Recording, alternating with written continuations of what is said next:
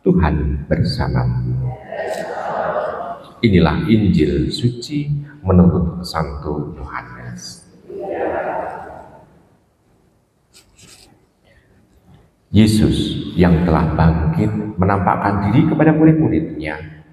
Sesudah mereka sarapan, Yesus berkata kepada Simon Petrus, "Simon, anak Yohanes, apakah engkau mengasihi aku lebih daripada mereka ini?"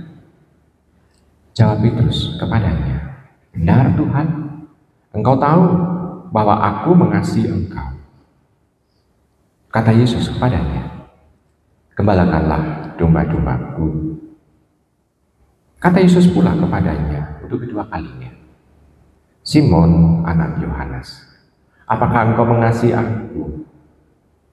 Jawab Petrus kepadanya, "Benar Tuhan, engkau tahu bahwa aku mengasihi engkau."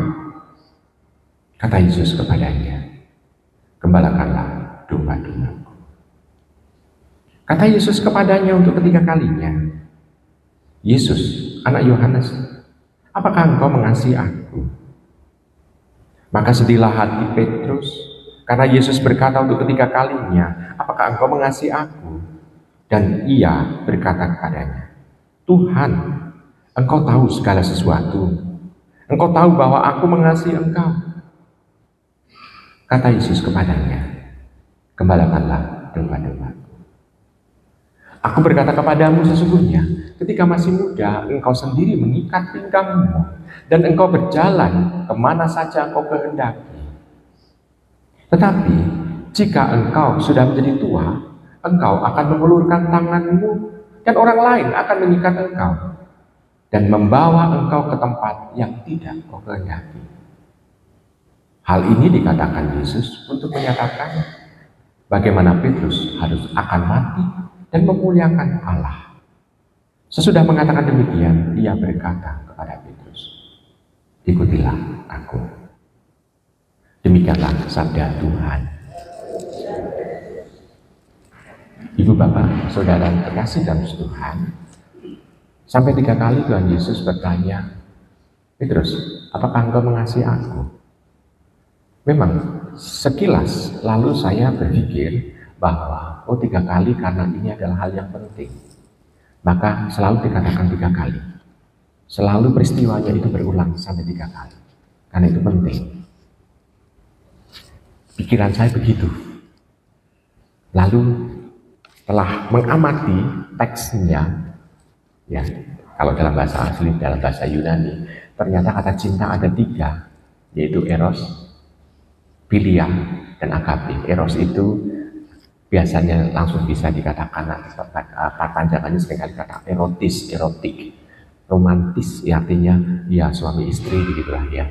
Lalu philia itu kan cinta antara misalnya orang tua, antara orang tua dan anak, lalu antara kita dengan teman yang lain. Philia lebih sifatnya cinta juga, dan agape sifatnya adalah kita dengan Allah. Lebih ada aspek penghormatan. Jadi ada 3 istilah itu, eros, philia, dan agape. Nah, Tuhan bertanya, pertanyaan yang pertama dan kedua, "Petrus, apakah engkau agape dengan aku?" Tapi Petrus jawabnya apa? "Aku philia dengan kamu Tuhan." Jawabannya begitu sampai 2 kali. Lalu pertanyaan yang ketiga, Tuhan mungkin karena sudah jengkel dengan Petrus, lalu dia mengatakan, "Petrus, apakah engkau philia dengan aku?" Petrus akhirnya menjawab. Nah, ada sesuatu, sebetulnya cinta yang mau diharapkan dari Petrus adalah cinta yang tidak hanya melulu cinta sesama sahabat, tapi ternyata secara manusiawi itu memang sulit. Kita sulit untuk bisa memahami hal yang misalnya dengan Tuhan yang masih kelihatan, ceto wilo-wilo, masih bersama dengan mereka.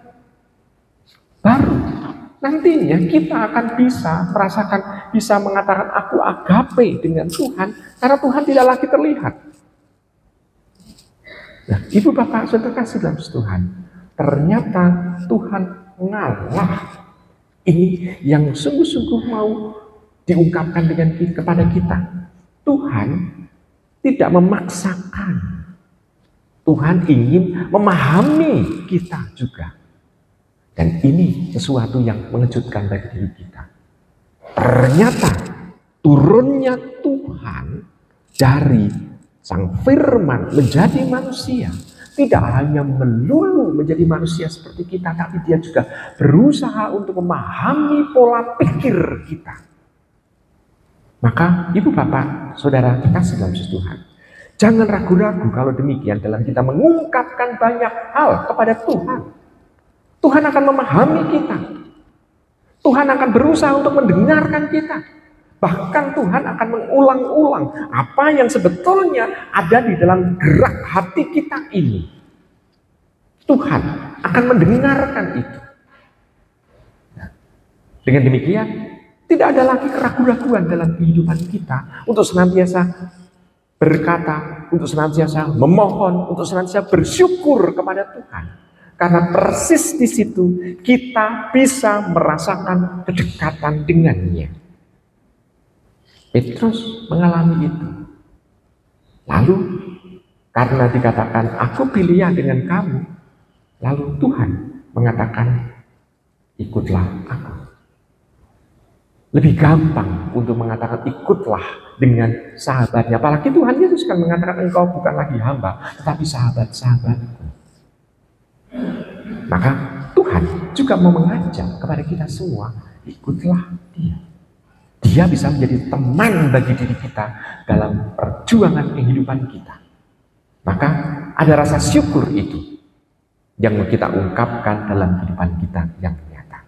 Maka ibu bapak, saudara kasih dalam Tuhan.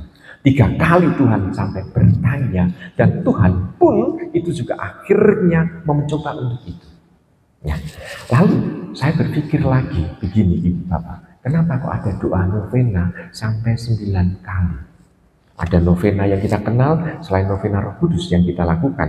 Sekarang hari ke-8 ini masih ada novena Bunda Maria, novena Hati Kudus Yesus, dan novena-novena yang lain. Kenapa sampai 9 kali? Ternyata di situ juga selain kita belajar untuk mencoba memahami Tuhan, di situ kita juga mencoba untuk mengungkapkan, ya supaya Tuhan memahami kita juga bahwa kita seringkali ngotot menentang di hadapan Tuhan. Kita seringkali juga keras kepala di hadapan Tuhan. Ya, ibu bapak, saudara terkasih dalam Tuhan. Kenapa kita selalu berulang kali memohon kepada Tuhan? Karena mungkin itu. Dan kita berharap kasih Tuhan tetap ada di dalam diri kita. Dengan seperti itu, kita semakin yakin dan positif di dalam kita melangkah menuju kepada kemenangan dalam perjuangan hidup kita. Selamat merenung.